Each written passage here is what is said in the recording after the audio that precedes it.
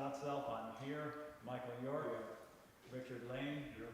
Brandon Self. Here. Victoria Ames. Here. Mark Scalera. Here. James Johnson, alternate. Not here. Kristen Reynolds, alternate. Here.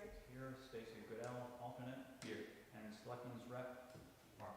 Here. Mark Rebell is here. Okay, we'll put you down. You're just filling in, or you filling one? Okay. And we have a full quorum, so full board, so I'm not going to see anyone for anybody. And the agenda for tonight are, let's see, public hearings, none, and discussions and other business. We have John Lesser site plan modification, and item B, new tenant application, DeBrothers Contracting, 93 Monadnock Highway, and discussion with EDAC. And under other business, we have revision. They have submitted something here. We have in the packet here for revision about a solar area at the airport. So back up to the top, the approval of the minutes for May 8th, 2025. Do we have a motion to approve those minutes? So moved.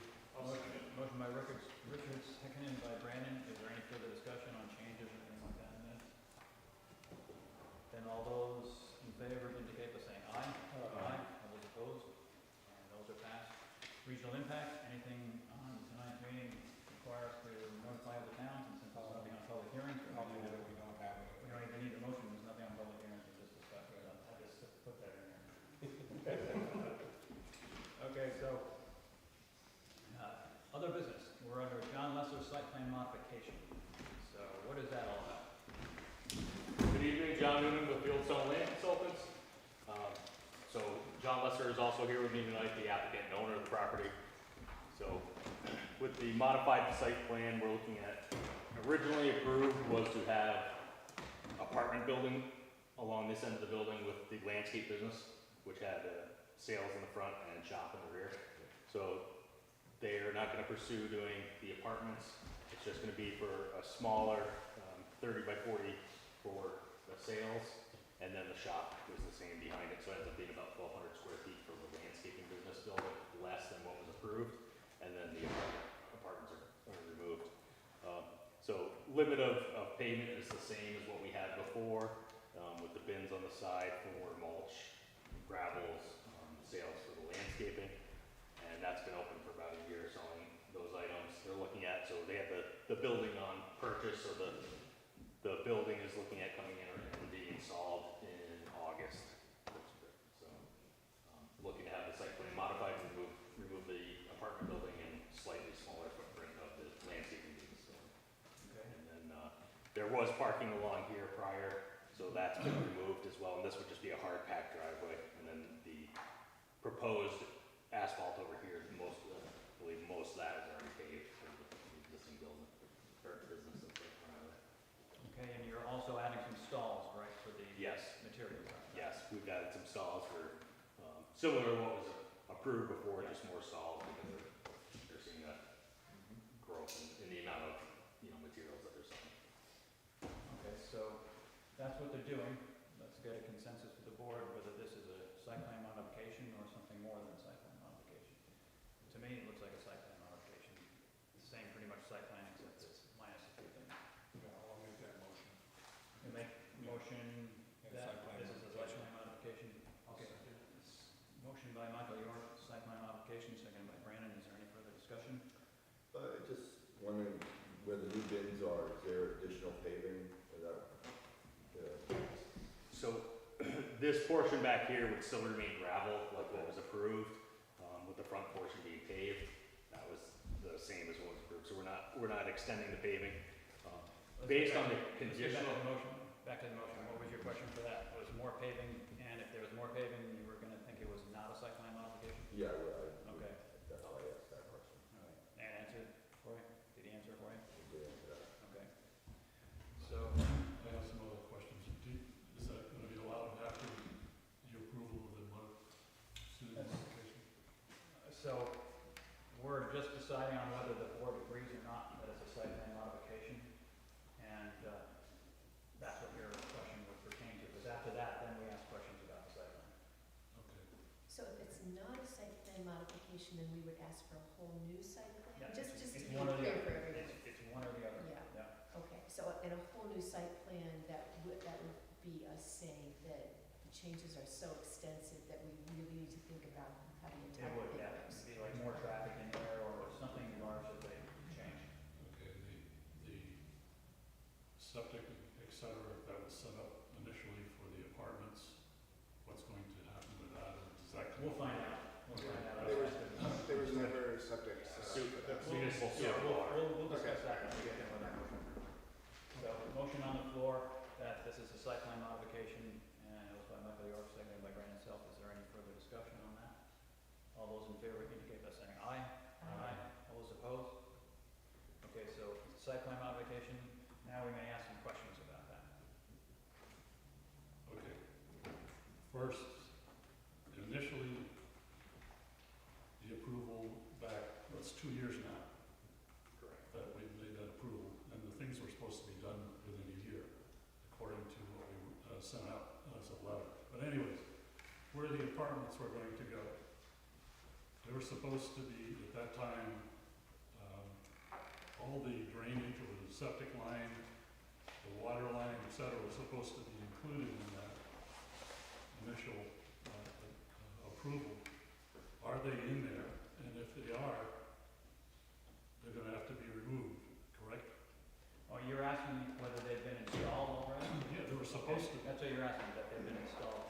But I think what we wanted them to do was the site work, not necessarily, I don't know if they're in there or not, they'll answer that in a minute, but I think the board asked them to do all the site work before they could start using the property, meaning the drainage and the curb cut and those types of things, and not necessarily those utilities in there. But just to be clear with that, Yeah. you have the floor. Correct. So the site work was done, all the utilities are not in because it'll be stuff to the building if approved. So the sewer still comes off of the same alignment that we had before. The building was in this area before, so we're running across the front with this municipal sewer, and then also municipal water, underground electric. So none of the utilities have changed from what was approved. They've just waited to put those in based on the building going forward. And then the drainage, to answer that, we still have, so this drainage basin that was in the front was already constructed.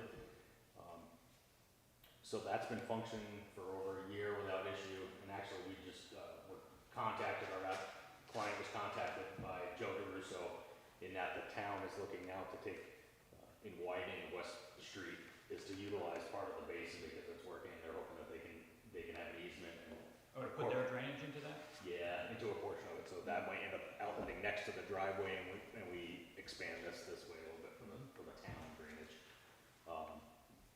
And ultimately, he just wanted to verify that, everything's functioning, there's no water in this basin, it works great as an infiltration basin. But that was built over a year ago when they did the site work here, so ultimately, the remaining piece is to, construct the smaller building as proposed, and he's already ordered the metal panel building.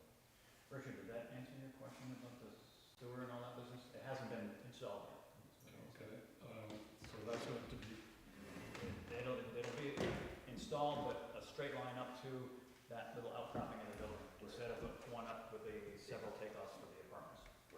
It shows in the, you guys can plan Yeah. it, go to the utility department, show them there. Other questions? Just for the record, I wonder if we could address the notice of planning board decision, where the approval is valid for 1 year from May 16, 23, and we needed to have active and substantial development for it. And just for the record, I'd like to clarify, we have the utilities and the site prep, but we have no structure to speak of. There's that little sort of house there, but there's not, the big building hasn't been built yet, right? So Correct. where do we stand in terms of active and substantial? Generally, the planning board considers all the site work done by substantial development usually. That's a lot of work, site plan, drainage and some paving, sometimes not paving, but generally we consider that substantial development unless we say so at the approval. you kind of did. What's that? When you say substantial development, active and substantial development, it's been 2 years, and the only thing that I've seen out there are some cinder block bays and a shed. But the development also entails the site work. There's a lot of site work been done for that. You don't think so? I don't think so, not With the, they did all the site work with the retention pond and the drainage in the back part of the property. I'm assuming that's in, right? That drain line on the back property, that's in, that is, and it's been leveled out and been prepared, and they've, put up those cement block things there, but, aside from the building not being there, that's fairly substantial, I would think. But in any way, we aren't here to hold their permit or their approval because they haven't reached their substantial development. We're here to look at modifications of that site plan. Actually, I just think that it's good for us to have something in the record that Yeah. reflects that we considered this question, It because it's something that comes back, not on this application necessarily, but we need a, we need a track record. Yeah. So are you still planning to put in the 1.5-inch water line through there? And if so, is the water company, they on board with that? Last I spoke to Mark, yes. You did, yeah. So that's going in. Everything is all smooth sailing with Mark, yes. So you don't have to put a well in? Nope. Okay, good. And another question is, the driveway that comes into the building there, what's that gonna be used for? Because before, it was primarily used for the residential uses there. And it dumps right out onto West Street here. So, It's not gonna be used unless we need to drive through the building.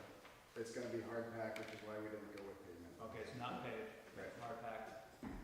And I see you have an overhead door on the other side of the building, you must have one on that side then.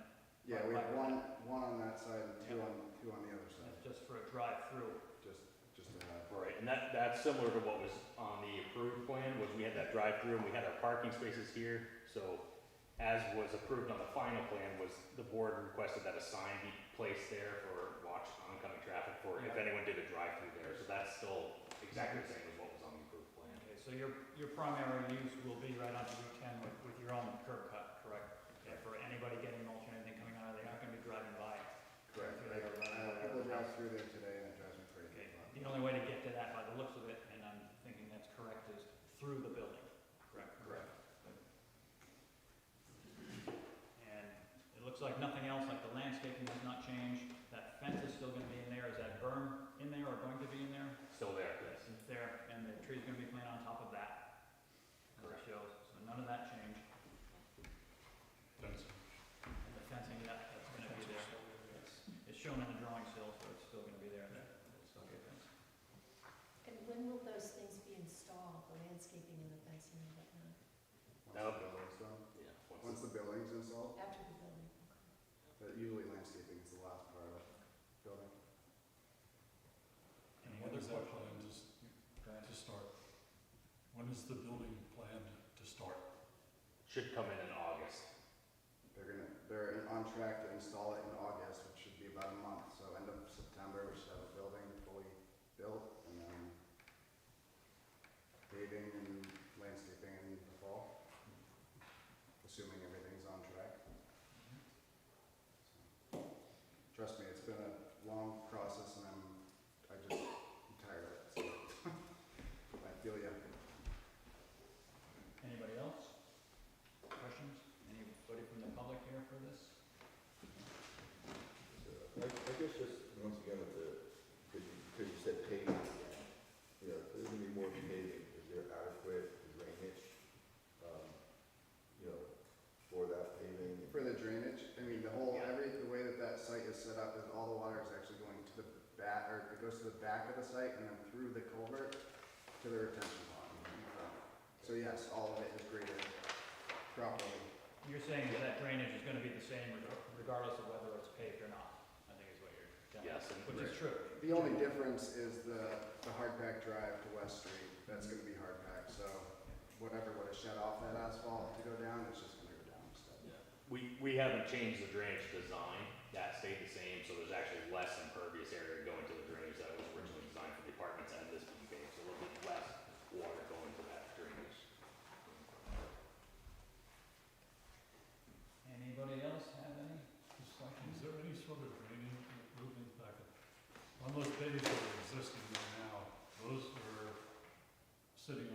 gravel, packed gravel, the mulch and stuff, or is that on concrete slab? The existing bays. The ones that that have The ones that are out there right now, they're I'm sitting, sorry? the ones that are there existing are sitting on asphalt. Everything there is sitting on asphalt right now. Okay, so the additional ones that you're putting in are, and I'm sorry if I missed it, you're gonna have asphalt on those too, As of right now, we're just gonna do a hard pack underneath? underneath, Whatever you're putting in underneath the other bins. The other bins are just gonna be a compost bin and a brush bin and then a stone bin for lessers. I don't know if they labeled them on that, but there's two specifically for brush and two specifically, one for brush and one for compost. On the site plan, SP1, we have brush bin is that farthest left one, and the compost bin, those are the ones that say 28 feet. And that's the proposed gravel, which is hard packed gravel on this end. So those aren't products for sale, those are products that you generate by your Correct, landscaping and they'll be business. removed as they get filled, but I figured a clean bin would be a lot more cleaner to the eye than just a pile of debris, so just kind of tidy it all up if And possible. there's a match, which is my personal favorite for that brush. Any other questions? And if not, a motion to approve the modification I'll of make the the order. Make it. Motion by Mark to approve the site plan modification, seconded by Brandon. Is there any further discussion? And all those in favor indicate by saying aye. Aye. All those opposed? Thank you. You've got it. Thank you.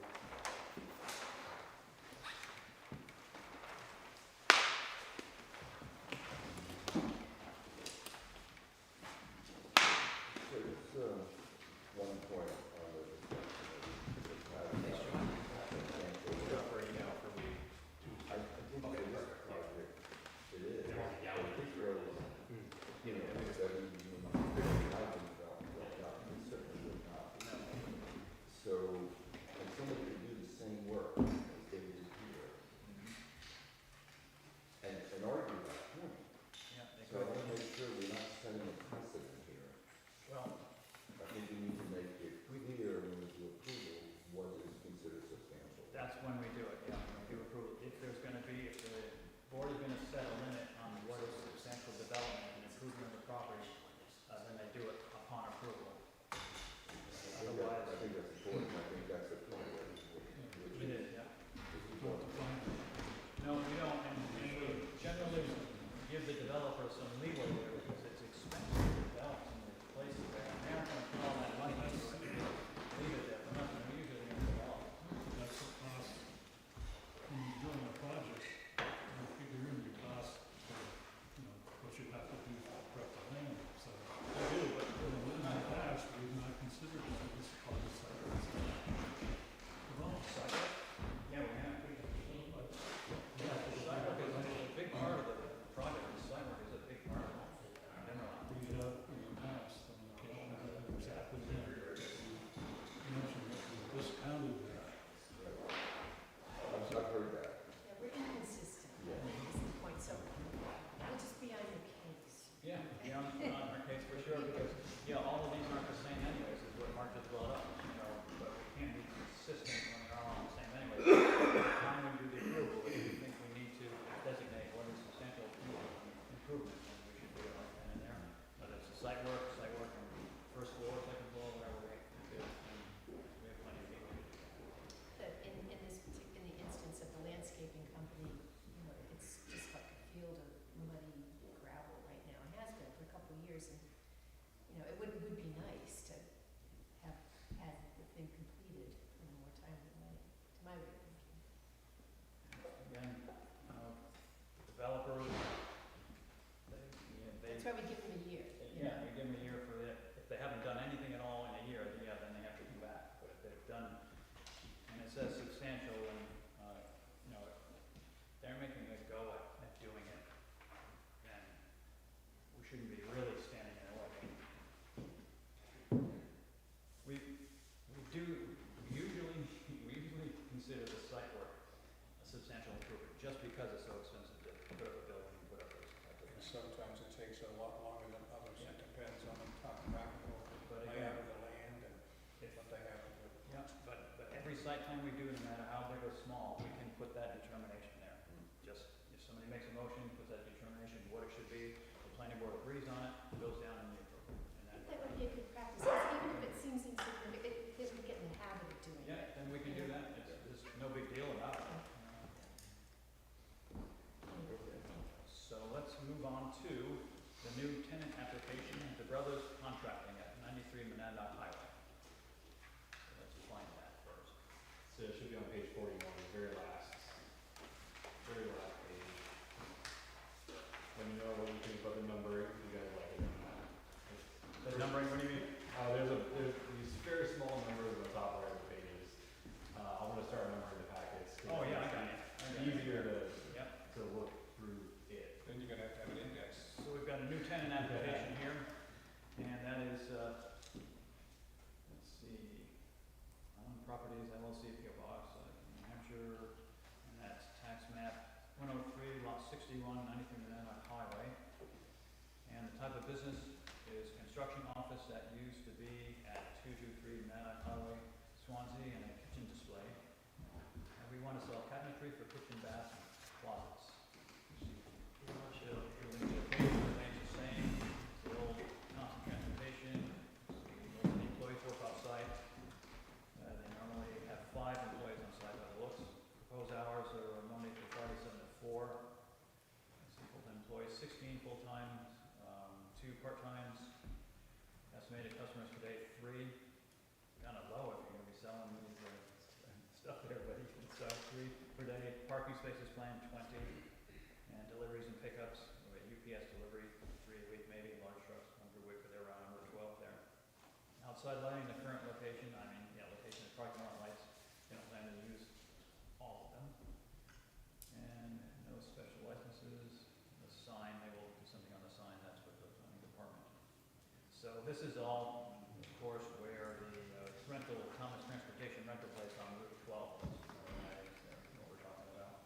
Oh, wait. Building, yeah, okay, so, and these guys wanna move in there and do what they said, construction office and possibly, display selling, cabinetry and kitchen baths. Adam, did you have something to I did. add into this? So this brings up a question. We have how long since I've been here, and I've been here since last April. So this brings up a question. Should we be discontinuing new tenant applications as we discontinued multi-tenant applications? Myself and Cordell think yes. Let me get into the memo that I printed out for you guys, and we'll go from there. I'm just going to read from the memo, just because it's very similar to the memo I wrote last year when we got rid of multi-tenant, at least the public hearing portion of that. So as we discussed in the previous meeting, that was August last year, the town of Swanzey received legal counsel on May 24th, 2023 regarding our site plan review regulations. Based on that guidance, that was from Cordell again, the planning board implemented revisions on how multi-tenant applications are processed. Essentially, we now process those administratively. If it's a change of use, we bring it before the planning board, you guys will determine whether or not it needs to be site plan. Haven't had one come in yet, so we'll let you know how that goes when we do. New tenant applications are comparable in that they involve a new occupant moving into a building that has already received site plan approval. Prior to reviewing a new tenant application for the Brothers Contracting, I wanted you to look at that scope of review section from our site plan review regulations, and I have that printed out on your memo. So, after looking at that scope of review, and after looking at the Brothers Contracting's application, planning feels that there are no proposed changes to the structure or lot configuration.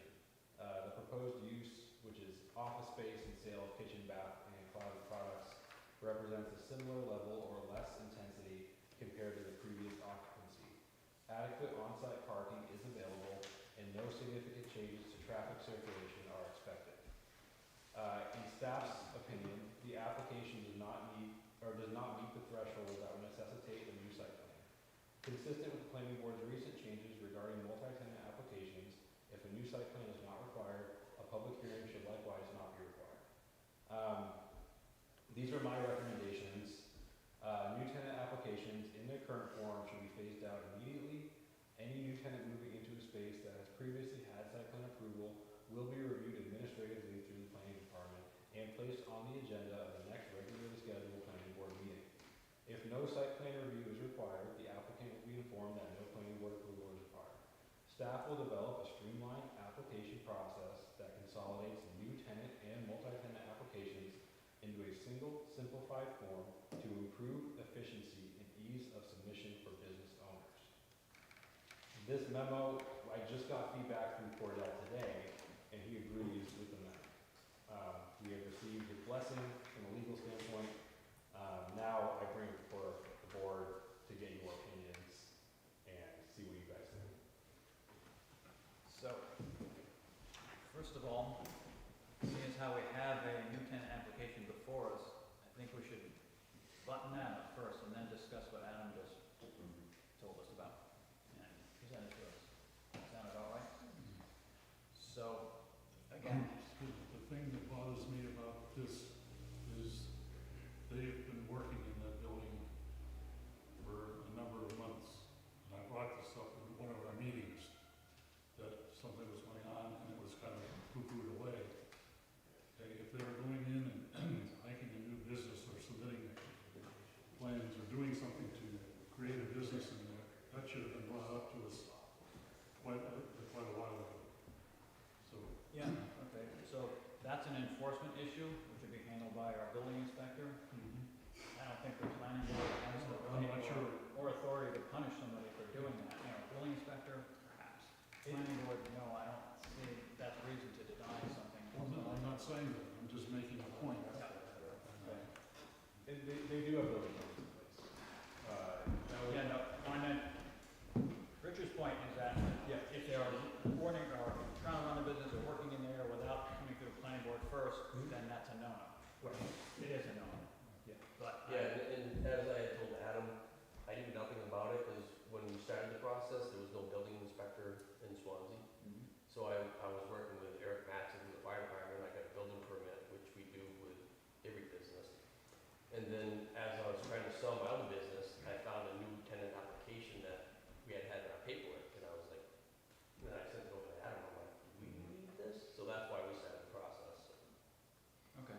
So it was an oversight on my part, but there was nobody really to lead the way on what we needed to do Well, you're here now. to get into the building, so. But you could have inquired.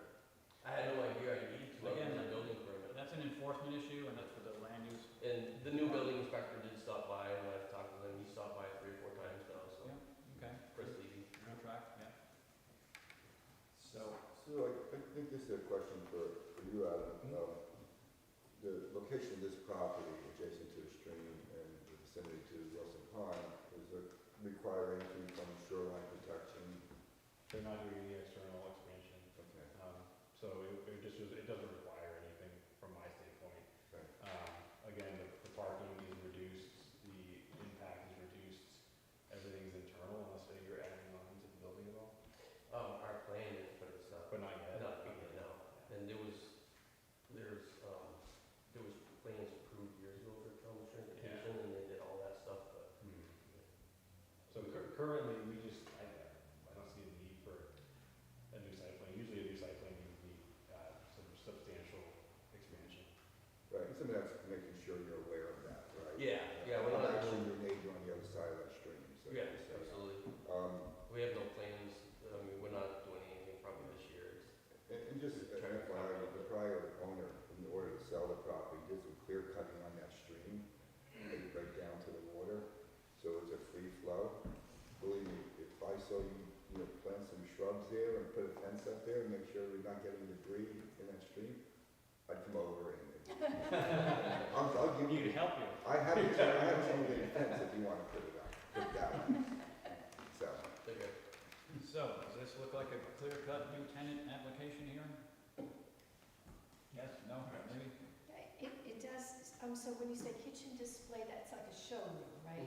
Yep. So you'd have, and you feel like you've got adequate parking for Oh, yeah, there's. mobs of people Yeah, that come to yeah. see.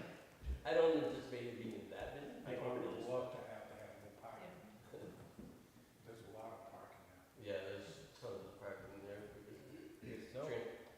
would be in order? So moved. Motion by Michael York to approve the new tenant application, seconded by Brandon. Is there any further discussion? All those in favor, indicate by saying aye. Aye. All opposed? And you have your approval, and if and when you do add on to the building, now you know you have to come before the planning board. Absolutely. Okay. Thank you. Good luck. Good luck over there. Thanks, Dan. Appreciate you guys.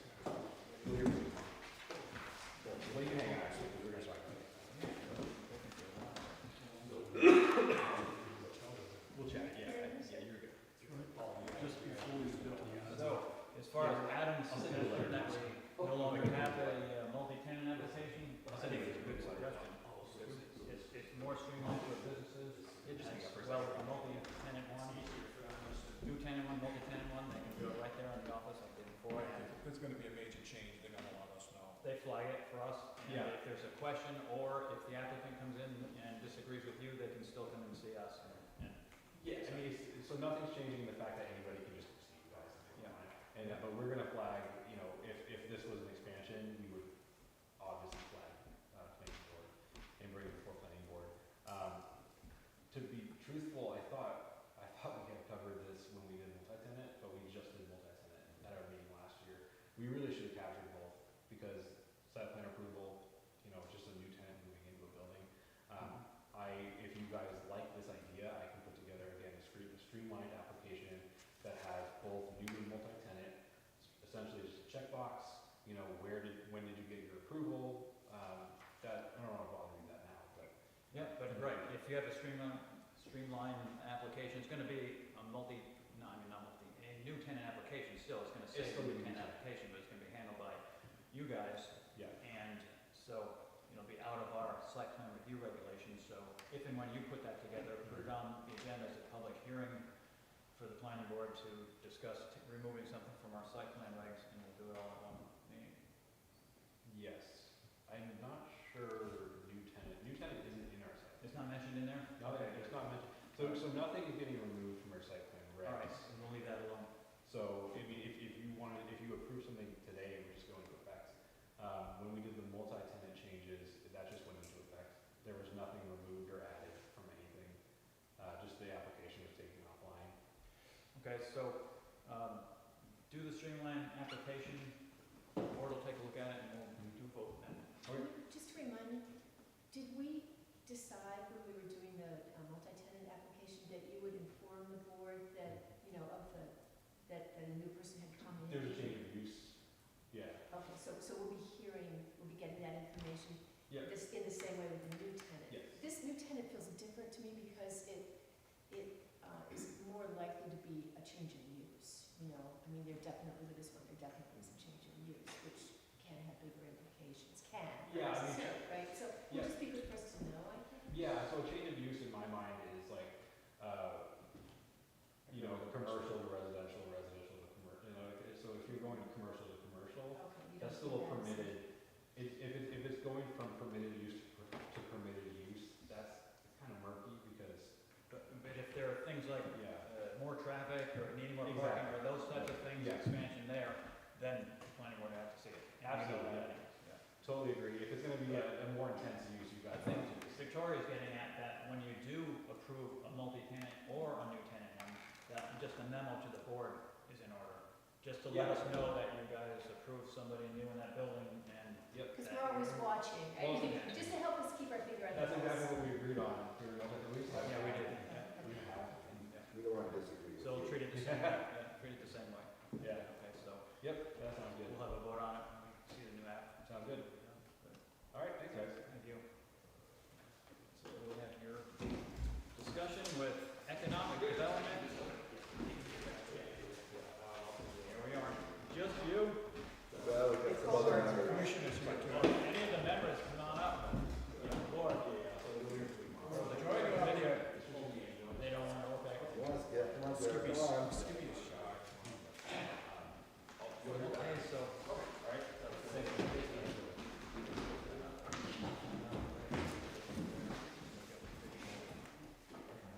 So, we're gonna be talking about our site plan regs, or what are we gonna talk about? Just give us just a short review of what you do. The planning board, a review of what the planning board does is that we assist the applicants and property owners for developing their property in regards to the zoning ordinance of town and of course with that site plan review regulations. You know, we're not here to stand in their way, but we're here to help them abide by it, by the zoning laws of the town, so to speak. And those zoning laws basically are boiled down to a compromise between property owners because, you know, everyone is equal to, entitled to their enjoyment and development of their own property. But then, of course, one person's enjoyment isn't another person's enjoyment, so then we have compromise, which is what the zoning laws are. And it goes with that, so we just try and guide the applicant through and help them through if it is something that they need to do or something that they should have thought of, something like that. The board does that in there, so basically, in a nutshell, that's what we do. What do you We guys also update our town plan, We do, yeah, we update the Plan. master plan and that type of stuff, but I'm talking in things like, yeah, the master plan, that's part of our duties. which is our interpretation of, Well, the master plan is used when the planning board is supposed to, or when the planning board is writing regulations, the master plan is used to write those regulations. We're supposed to go by the master plan when we do regulations in town. Right, we have to have a master plan to write regulations. Yeah. When you measure your regulations against that, against the master plan. Yeah, if it has some, not everyone, because everyone doesn't apply to that, but yeah, Right. most of the time we're supposed to consult them, and we're supposed to change the master plan to fit what the town is doing, because sometimes the town isn't doing what the master plan is doing. So 2 years ago, we have to- So that's one of the things there, but mainly when you see us here doing the site plans and stuff like that, or the businesses in here, we're just trying to encourage business in town, and we're not trying to chase them away, but we're trying to make sure that they go by what the site plan regs are and what the zoning laws are. Yeah, understood. And for economic development, we are focused on small businesses and balancing preserving the resources that the town of Swanzey enjoys with responsible economic development. So, like with regard to the new tenant application that he's talking about, economic development, I think it was a little over a year ago, wrote a letter in support of streamlining the multi-tenant application process, that the town planner could look at an application and say, you know, this doesn't need to go to formal review, would administratively approve it, give the planning board first right of refusal. You could look at it and say, no, we do need to see it, so there was oversight. But we thought streamlining it would be great, very business friendly. So what he's proposing tonight, it makes perfect sense and it aligns with that same objective. So why I'm here specifically is, a few months ago, like every month or so, I read through the minutes online, Conservation Commission, Planning Board, Zoning Board of Appeals, Zoning Board of Justice, just to say, like, what are people looking at? What are they asking for? And one particular application seemed very burdensome, because I was reading through the minutes. Could you speak up a little bit? One of the application processes, reading through the minutes seemed kind of burdensome to me. In like what way, you mean, the planning board was giving them a hard time, or what? The applicant seemed unprepared Oh. and so I didn't know, like, why was this person unprepared? So I just drove over to the business, didn't say, I'm from economic development, just like, hi, Ken Bergstrom, I live in town, built a business, how's things? And so we just got to talking, and eventually the conversation got to working with the town. I said, so, you know, what's it like working with the town? And she walked me through the process, and it seemed that some things could have been made clearer to her as a first-time business. Oh, and it's a small business, yeah.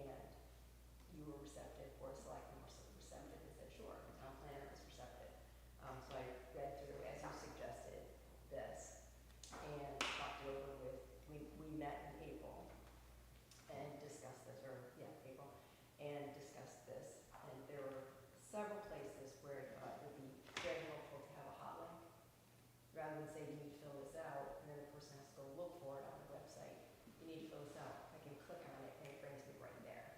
So there's probably a dozen of those in there. Very easy fix. And things like doing business in Swanzey tab.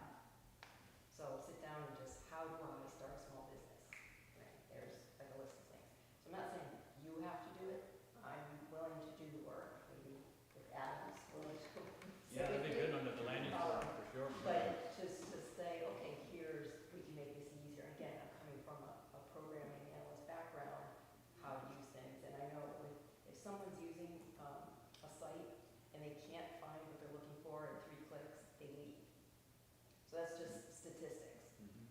So there were a couple things, again, I looked for, couldn't find it in 3 clicks. So that was a little disheartening to me. And it's no one's fault. It is the way it is. So I just thought economic development can help and just try to Yeah, make things. that'd be really helpful. Okay. I would think, really helpful. This is all endorsed by town staff as well, by the way. So just to let you know. So I don't want any solutions tonight, I just wanted to start the conversation with you all and say, can we work with you on this? And where we see things, maybe say, hey, what about this? So, Yeah, sure can. okay. Sure, that's good. Because it is pretty intimidating. A small business, maybe it's not these larger guys, but a small business come in front of the town, you know, and we've seen them a lot in front of the board here, and they're, you know, wondering what to do, and they're shuffling through their papers and stuff, and try and make it easy on them as possible, but it's still very intimidating to do that. That'd be good to do something like that. And also in our site plan review regulations, you've read them through and seen some of the things that we require, but we wouldn't require and don't require all of those things on every single site plan. If it's a small business like that, they don't have to go and do all that stuff up, but they don't really know it, and we can't really tell them without knowing what the business is and where it is and all that. So we would encourage them, and maybe something on what you're doing there, as part of those instructions would encourage the person just to come in front of the planning board and just have a conversation, make a decision as to what exactly they have to do to prepare a site plan. You know, how big it's gotta be, how much money they have to shell out to do that, but, because we've had them in here with very small businesses where they can just do them themselves, you know, get a piece of the outline of the property from the, I guess, tax assessor's office is where they got it probably, and put their buildings on there and measured it out, and we've approved them that way, because, again, they aren't a large business like this one here, it's smaller businesses. So that would be something that we encourage, and probably should encourage on maybe your site, or not your site, but your additions to the town center. Yeah. Can I make a quick comment? Christine at Town Hall, have you talked to her recently? We have an email relationship. Perfect. She's actually in the midst of working on a website redesign. Highly recommend reaching out to her to see where they're at in the process, because we all feel the same exact way as you feel. It takes too many clicks to get to things. So I'll reach out to Christine, see where they're at in that process, and work with her directly, because she's heavily involved in that. Thank you. I agree, Kathy, that the website itself, just in general, needs some updating. It probably did 20 years ago. It's, even people who use it often find themselves searching for stuff. It's not intuitive. Question for Adam. Yes. If we insert hot links in the zoning ordinance, does that require an amendment? Probably. Okay. That's a good question, though. I can talk to Cordell and see. I would imagine yes. If it's only preliminary answer, yes, because we're adding language to the But ordinance. that might be something to bear in mind. I think if our ordinance was, well, this is a different discussion, I think, altogether. I think there's a lot of redesign we can do with our ordinance that would make it easier to search for key terms. But if it doesn't change the zoning ordinance, why would it have to have an amendment voted through town? You're just putting a hyperlink in there, right? Taking you to a section. Right, it's just bringing you somewhere. Which is why I gotta ask for it. Yeah, I don't see why we have to have that at all, you know, just put it in there, but yeah, we ask our attorney there, but. Yeah, I'll Change ask. anything. It's a good question, for sure. But would it even matter if it was a site plan review versus a zoning ordinance? What do you mean? Meaning, because we're talking about putting hyperlinks in, or other links into the zoning ordinance for people looking to set business up in town, and you're talking about our site plan Well, regulations. I know she went through the site plan regulations, and that's, I believe, where she was recommending the I'll hyperlink. give you for instance, location and type of proposed sewage disposal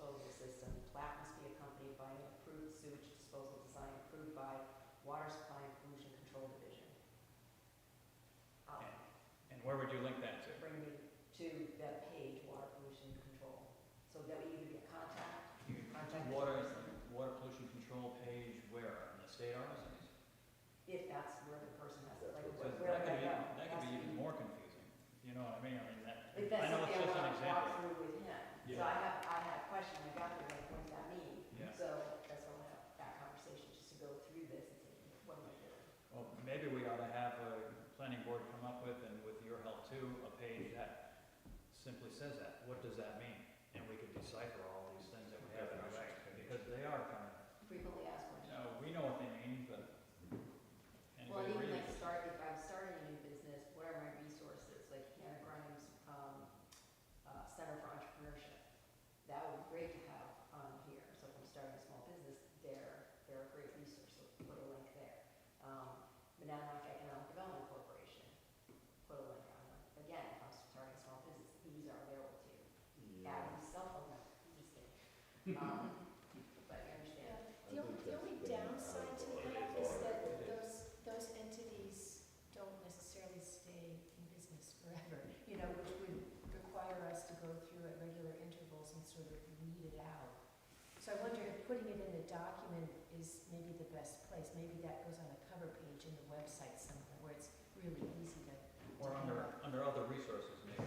Because I think what we're talking about is specifically for Swansea For the town, yes. and Yeah. in our regulations. I didn't, you have a page, Economic Development Advisory Committee have a page.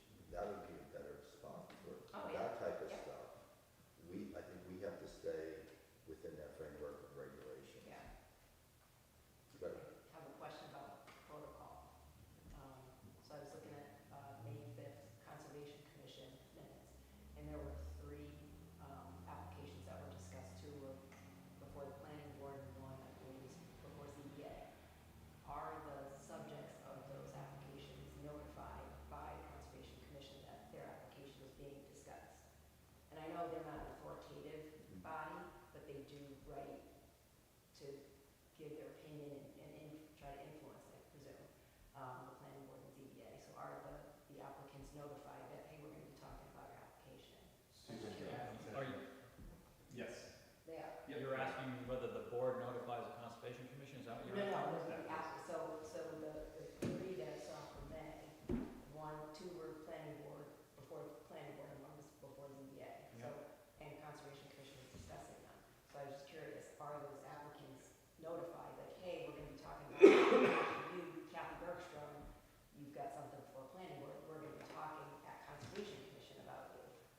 And do I have the right to go? So are you, just like, you're asking if the Conservation Commission is notifying the abutters or the applicant? Yeah.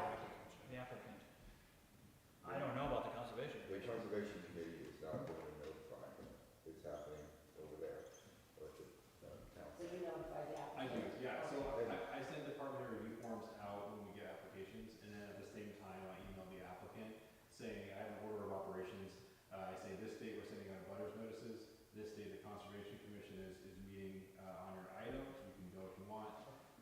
Sometimes they show up to your meeting, sometimes they don't, most Yeah. times they don't. Most times they don't, but Yeah. I'd say maybe 25% of the time they show up. It Yeah, it's depends just, on- so we give them all the information to succeed, Right. hopefully, Yeah, and they go for it. okay. And I think they're aware that we're on an advisory committee. Yeah, oh, I understand that. I wasn't sure, I saw several, and I didn't Yeah. see in the minutes that, I missed that meeting.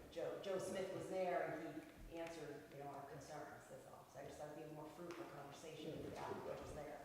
But, okay.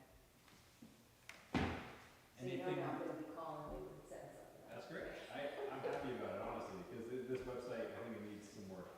And Yeah, we definitely agree with you, so. great. so anything in our regulations, site plan review regulations, or zoning for that matter, you see overly restrictive for small business? I mean, anything that jumped out at you right over? No. Okay. I know I attended, I think it was the April meeting, and, I guess the general consensus was it was just cumbersome.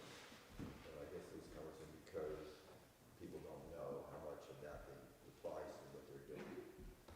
So as Scott says, preliminary meeting, the discussion with the town planner, assistant town planner, all that plays into that. try to be as transparent in all the committees I'm on, your committee, my committee, conservation committee, so. Thank you. Thank you. Thank you for doing that work. Oh, sure. Very much appreciated. Thank you. Right, so yeah, about that, you know, with, when you get those small businesses coming in to see you guys, I think if you strongly encourage them just to attend a regular meeting, it's non-binding for any of us, just to come in to see what they have to have in their site plan. The larger ones we know about, but the smaller ones, they may get discouraged and not even say, ah, this isn't worth it, heck with it. Oh yeah, and that's what we're doing right now, actually. We are? Well, the revision. Right, yeah. I don't know about that being a small business. I'll make a motion to adjourn. And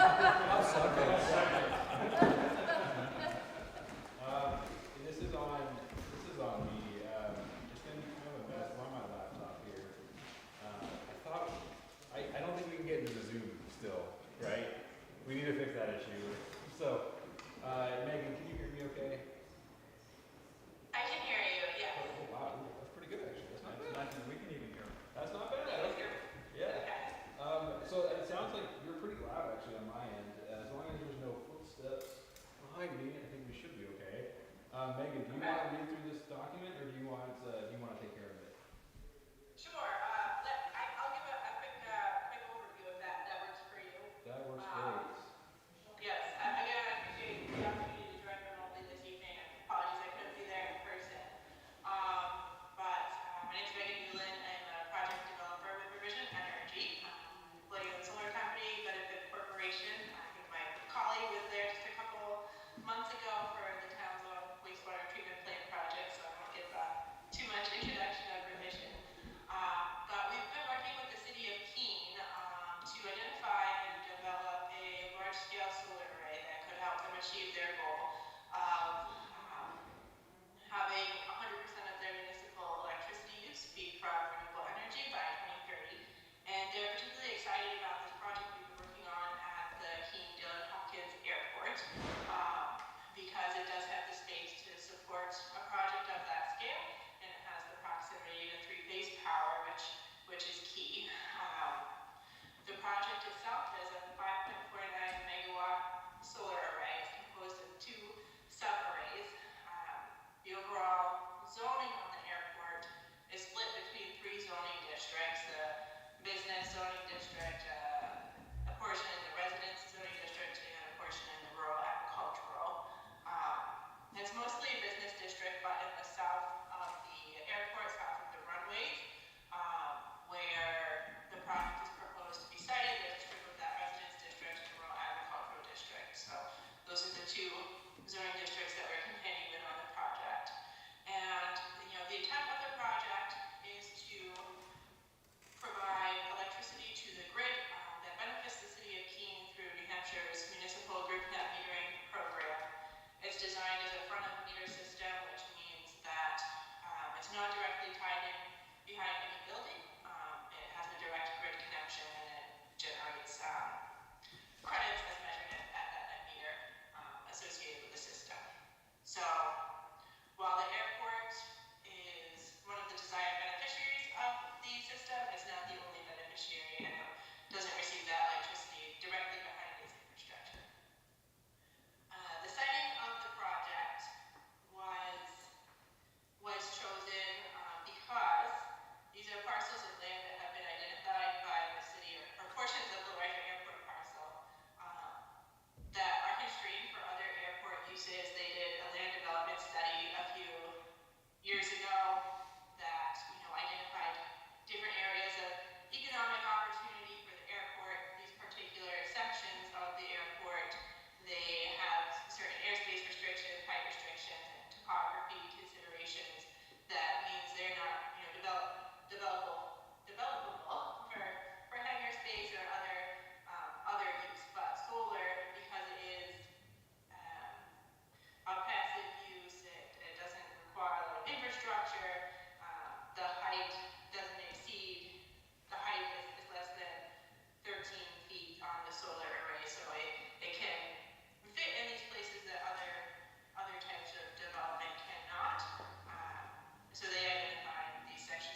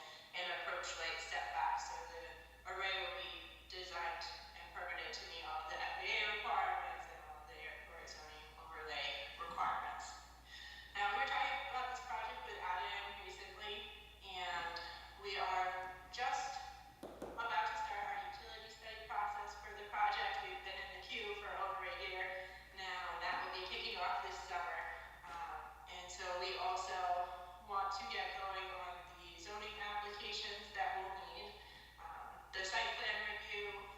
Probably we won't be back to you for 6 months or so, but this gives you a little bit of an idea of what we are working on in the meantime. And Adam also suggested that we come tonight to get some feedback on the zoning relief that's needed and what we have been discussing with him. So of the 2 sub-arrays that we have, and I don't know if you board members have a copy of the submission that I sent to you. Do they have a visual at all? Yes. Or, Yep, we got one. okay, awesome. So of the 2 sub-arrays that we have, the northern array is in the residence district, and we understand that that would need a variance in order to proceed. The southernmost array is fully in the rural agricultural district, and that's the one where we had some questions. The Swanzey zoning ordinance doesn't address solar specifically in any district. It does, of course, allow for accessory uses in all of the districts, so that permits the rooftop systems or really smaller ground-mounted systems that are directly connected to a building infrastructure. But as far as a primary use solar system, which is typically how these larger front-of-the-meter systems are considered, it doesn't have any specific provisions for solar. So as we were looking through the ordinance ourselves, we did note that in the rural agricultural district, there are provisions for certain uses by special exception, and we typically will see these types of arrays permitted by special exceptions in other types of municipalities in similar, zoning districts, just because your rural districts are the ones where you typically have the land size available to support this size of system, and so it makes sense from that perspective that they have the oversight of a special exception. But in the Swanzey zoning ordinance, we noted that certain uses like telecommunications facilities, manufacturing uses, business offices, industrial parks, septic lagoons, some material extraction like gravel pits. These are all uses that are permissible by special exception in this rural district, and we consider these kind of in a similar category to solar in that they're either like a passive infrastructure use, like a telecommunications facility, and or the impact in terms of like infrastructure use is arguably a lot greater than a solar facility in terms of the visual impact, the height, traffic, fumes and odors, that sort of thing. The solar array itself is a fixed tilt system. It doesn't have any moving parts. It's passive electricity generated. Excuse me, I apologize, I'm getting over a cold. But it's not going to generate any meaningful increase in traffic. It's very modest number of maintenance visits per year. There's no noise impacts off the property. It's not producing any smoke, fumes, odors, etc. Complies with all of the airport zoning and permitting requirements.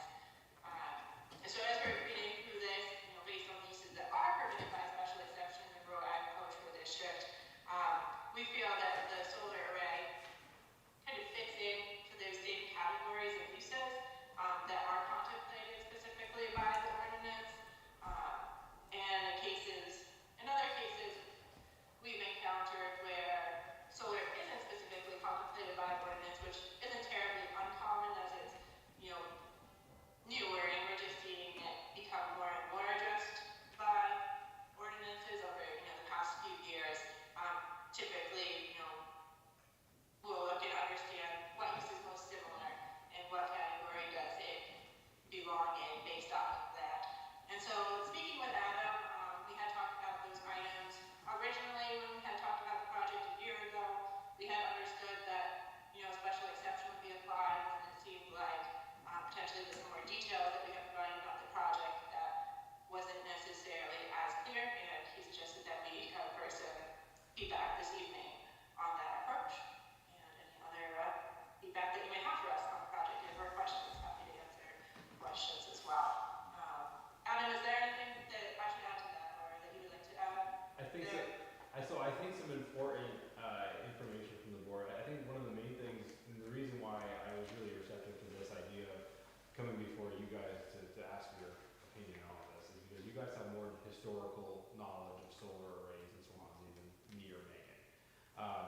frankly, I could have scoured, tax mapping lots for past approvals and seen what was done on those lots, but there's just a lot of parcels in Swansea, and I didn't necessarily think I had the time to do that. So with that institutional knowledge of being in Swansea for a while, I think it's important to ask how these have been handled in the past, because I don't think this is the first array in rural ag that's been proposed. And if it isn't, I guess we should probably find out what has been approved in rural ag before, and what zoning relief has been requested for those arrays. Yeah, I don't recall either if the one down here was solely in the business or a part of it went into the rural ag. I don't remember the large one that we put down here. I don't remember either. But I think there were parts of it that did overlap into residential because it was up close to the apartment complex. But the rest of it, I believe, was on the back side of the strip mall. yeah, it was behind there. Yeah. So, So just a quick rundown, if you want me to do just a quick little summary of that. The solar array in the residence district, fully understood that that needs a variance. Nothing in the residence district really mirrors the solar use. So completely understood there. Really, once you get into rural ag, that's when some questions start to come up. Initially, you're looking at the ordinance head on, it needs a variance. So, taking the ordinance word for word, it needs a variance. But looking at the spirit of the ordinance, and this is where the zoning board I know comes into play, but if the rural agricultural district would allow manufactured uses, telecommunications facilities, industrial parks, I really feel like solar fits into that section for a special exception. I know we've discussed that under the guise of manufacturing, because they're manufacturing power. Yeah. But it's sort of a gray area there, because they're manufacturing power, Power. generating power. Right. But it's not a generator, because, we've not allowed a bunch of big generators set up over there 24/7. Right. So it's more like a manufacturing part of it there, if it were to go under a special exception, but I think we need to clarify that in our next round of zoning. I think, so one of the points of this also is that if we don't come to a resolution today, Megan, and I know you want a more solid answer than this, but what this might do is provide some sort of, we might be able to look at our ordinance and on our next warrant article, this might be a topic that we can address. If the board feels like it's warranted going into the future, if we think we're going to see more of these. So that might be a positive result of all this, even if a variance is still needed. I still think it's important to discuss with the board whether or not we should be looking at changes to our ordinance to reflect more solar arrays.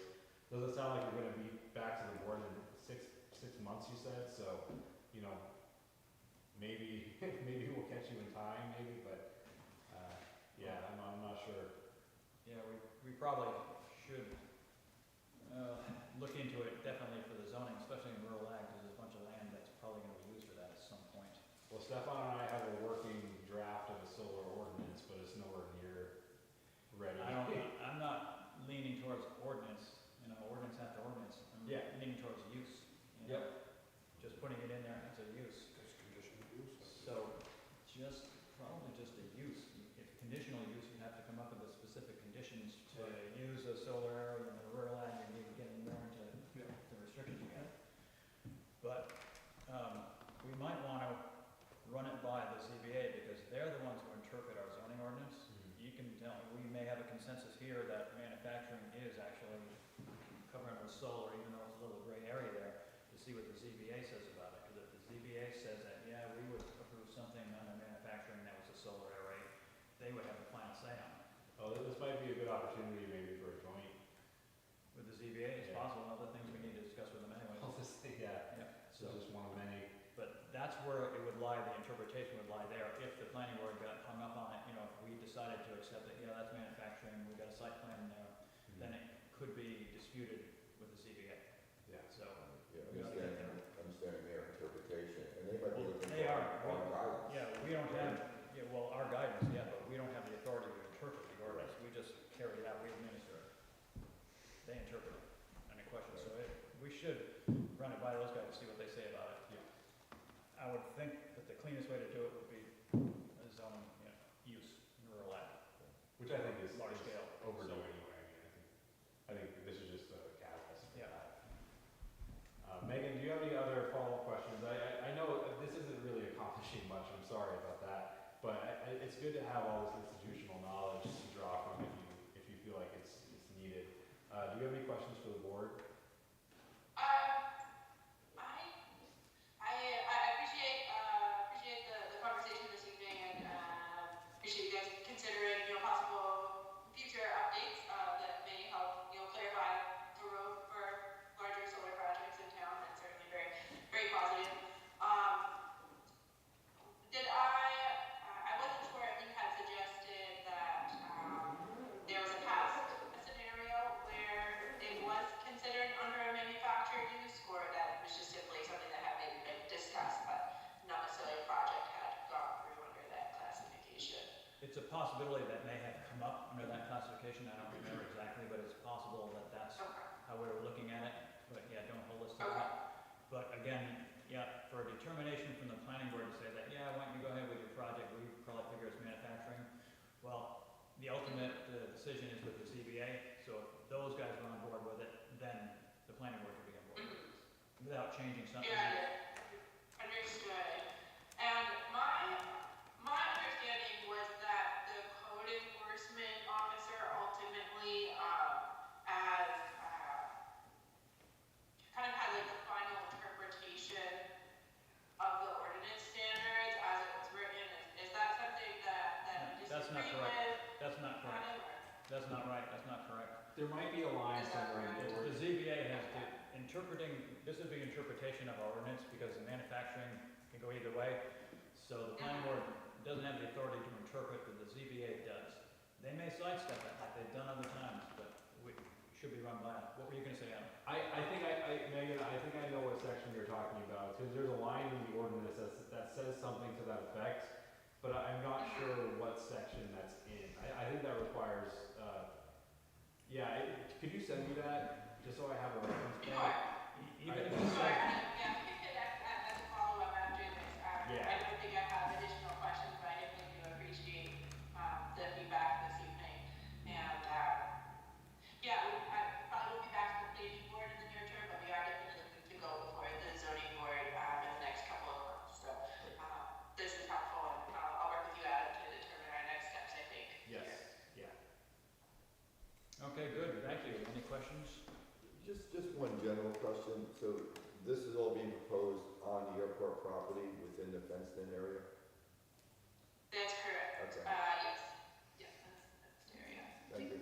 How many acres are we talking about here? It's about 23 acres is shown for both areas. Okay, anybody else? Not at this time. Okay, well, thank you. We look forward to seeing your site plan. Megan, thank you so much. Thank you. Do you have time tomorrow to I chat? think code enforcement should stay assuming. Could you send me your availability? We can No, chat we We tomorrow. have a different set of rules. Sure, sure. Even Thank so, you. even if in our zoning ordinance, it says somewhere in there that the building inspector has a final say on whatever she's talking about, or whatever we're talking about there, it's clearly stated in the RSA is that the ZBA interprets the zoning. Right. And that's it. So, I know Even though what I line she's said that- talking about. yeah, She had it a little mixed up with something else, so. yeah, that's to be expected. with Yeah. these Tons of stuff that we have there.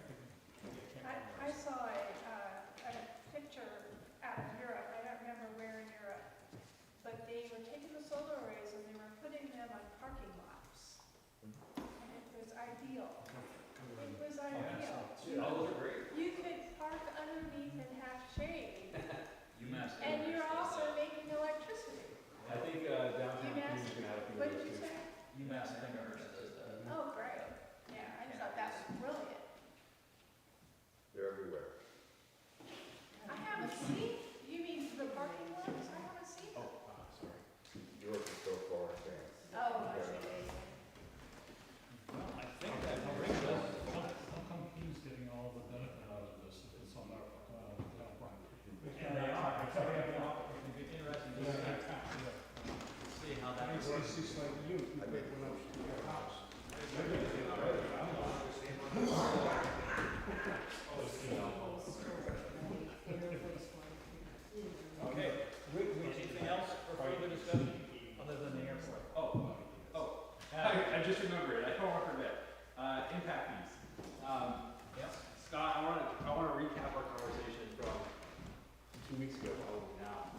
where we talked to Teresa. Do Yeah. you wanna relay that real quick? Yeah, basically, it's nothing different, I guess. Yeah, I stopped in town hall just to see Teresa Lander, she's a bookkeeper for the town, about impact fees and what it would take to do it. And, pretty much, I think she was leaning, you probably have to hire somebody for one thing to take care of it. She said it's kind of a big pain in the neck to do. But she said she would be glad to come in here and answer all our questions if we wanted to discuss impact fees and have her here from that standpoint, from a bookkeeping standpoint. And what did I miss? I'm sure I missed more. And then, something else is that we really should consider upping our permit fees. She did suggest that instead. So as an alternate, we should look into upping our permit fees. I mean, honestly, we should look at upping them regardless of whether we implement impact fees or not. Because that would also bring in some additional funds for the town. Because our permit fees are so low right now, which is great, it's great for new development, don't get me wrong, but they are strikingly low. I really think we could raise them pay. Have you checked the way King does their billing?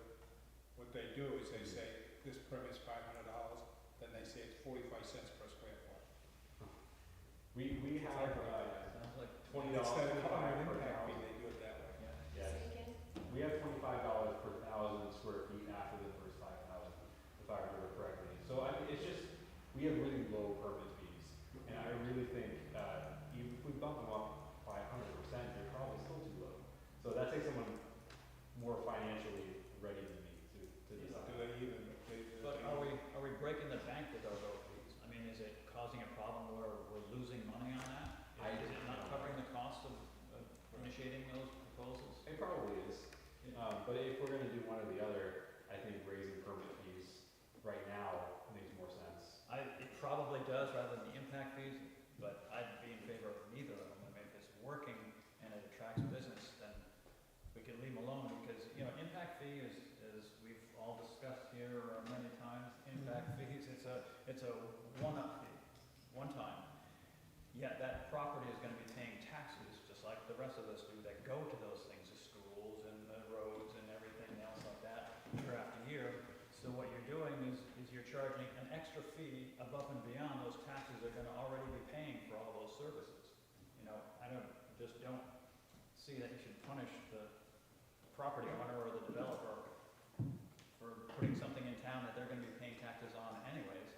And a lot of the business part of it, like this one for instance here, they'll be paying the same taxes towards the schools that we will be, yet they won't be getting anything out of it.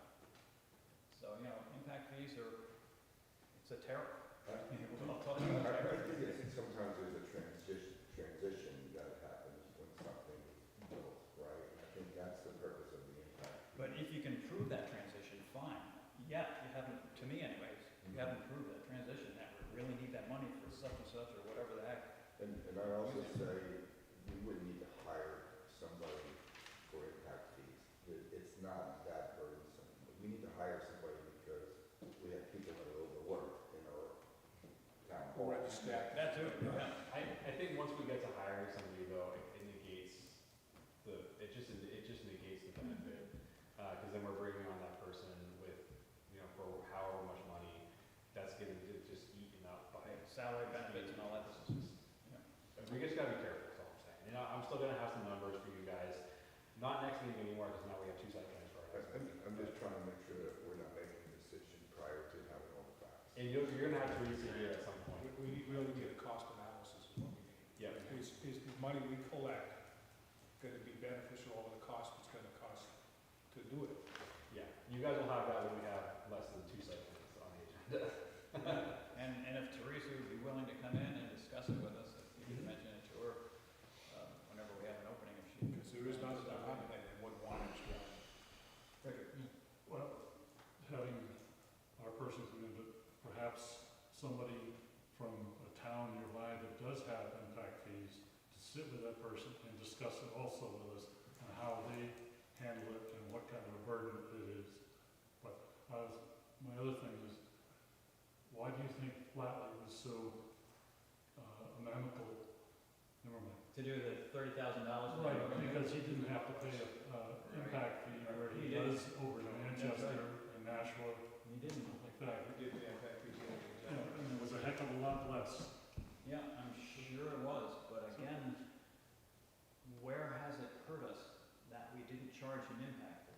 he's gonna be paying taxes, or they're gonna be paying taxes on a big piece of property. We don't know that yet, but I think in our discussions, we've talked about the increase in what the fire department may need, the police department may need. Yeah, but you have to prove it, you know, like you just said, you don't know it yet, but if you don't know it yet, how the heck are you gonna charge it and justify it if you don't know it? Well, here's getting Route 10 for water. Yeah, You know that's gonna cost us money. if we own the water company, I'd be Right. in agreement with you, but we Right. don't, so we can't charge impact fees or something. You can't yet, no.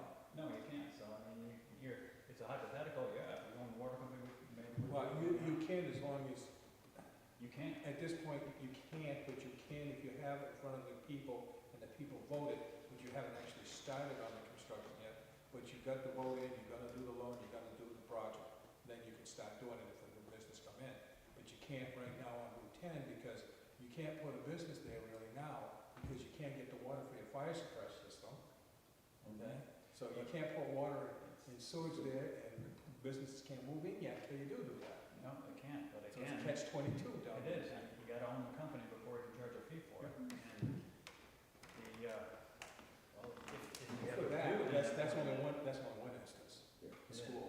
So we have our tax increment finance district going The over biggest, there. the biggest cost that this town has, and everybody has, is the school.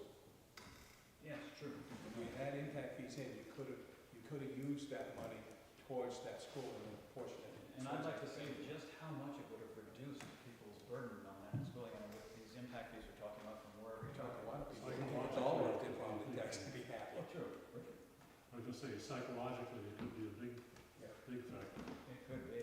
I have a newbie question. What is the difference between an exaction and an impact fee? They're about the same thing, but an impact fee is set up legally with a separate account, and those fees are charged for specific items, and they have to be spent on those specific items, and a report has to be sent at the end of the year made on that account there. The others are what we charge flatly up there for fixing the road. I mean, towards the road, and they don't. And yet, the other difference is too, that when they gave us that money, they gave it to the general fund, and the select can take it and use it any way they feel fit. But, well, Impact fee, you can't do that. they can, The money is in that account, it has to be spent in that account. but the exactions are charged by the planning board for something that the planning board can prove that their project is having an impact.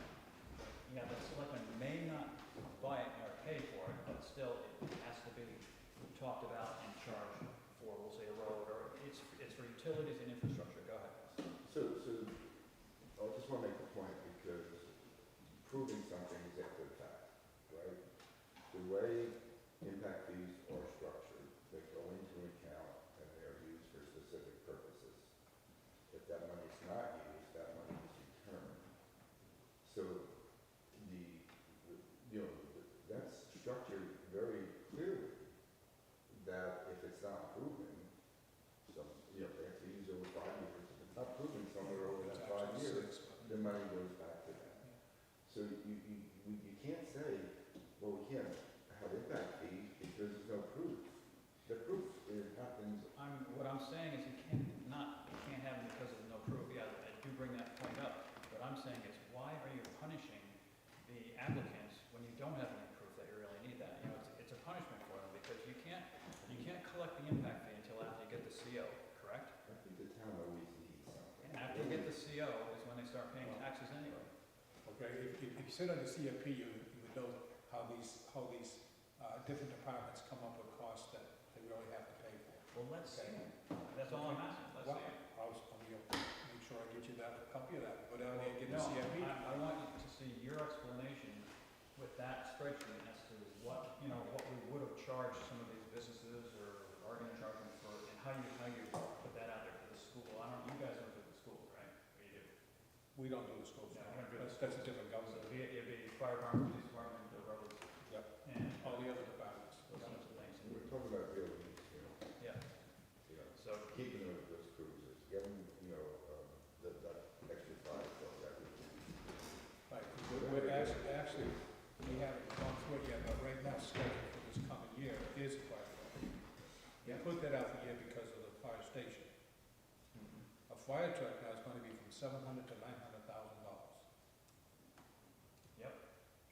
police cars, we get one every year, $70,000. Mhm. Please.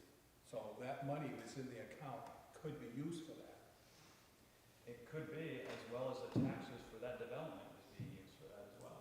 Whatever goes in there, again. Right, but along with CO. one comes out of, some of that money, it's never gonna drop your property taxes down drastically. It's never gonna do that. What it's gonna do is help level it off a little bit, maybe not go up so fast. Okay, so that's the benefit right there. And everybody, you only put, like schools and stuff, okay? If you have a development that doesn't have children in it, or gonna have children, you don't charge them that fee for the school. That aren't or are. That aren't, if you have a development that has no kids going to it, Yeah, sort of like lesser, okay? yeah. Then a portion of their fee would only go for like infrastructure, for water or sewage, or maybe police or fire. It wouldn't go towards the school.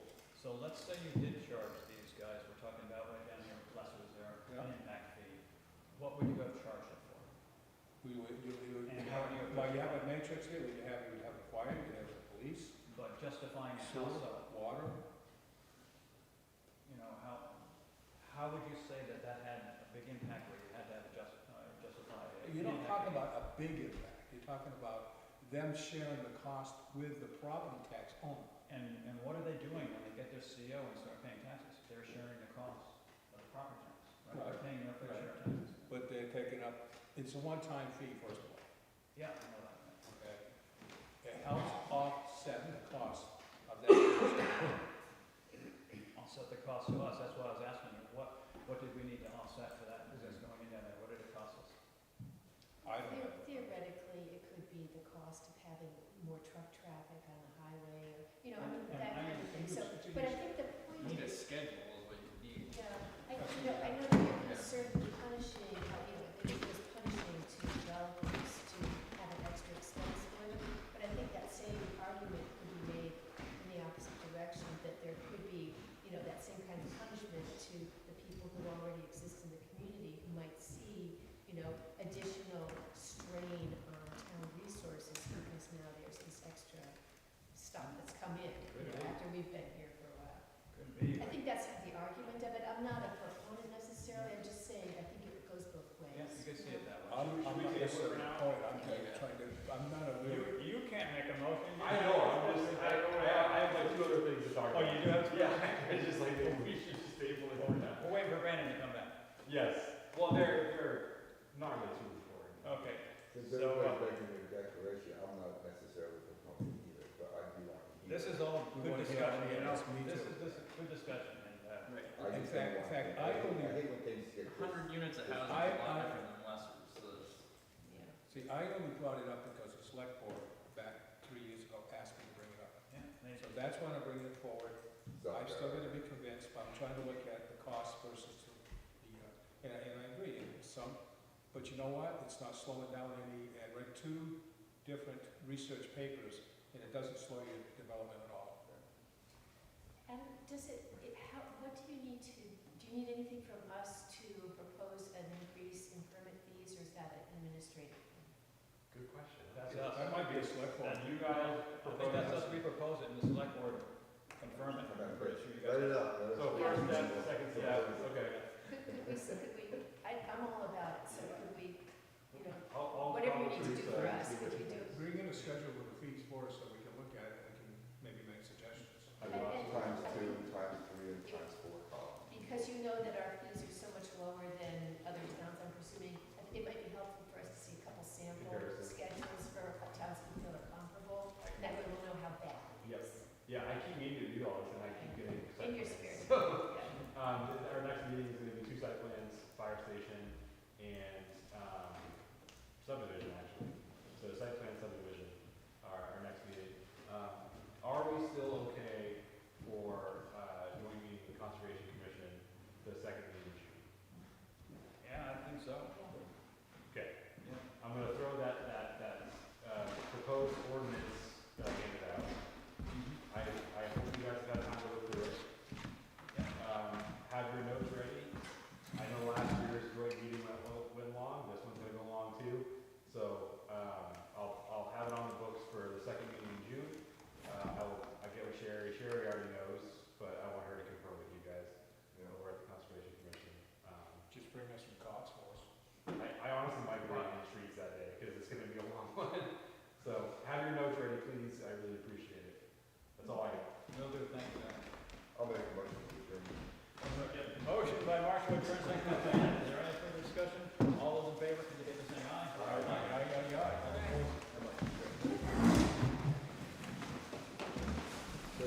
some sleep. Well, the long evening's coming up.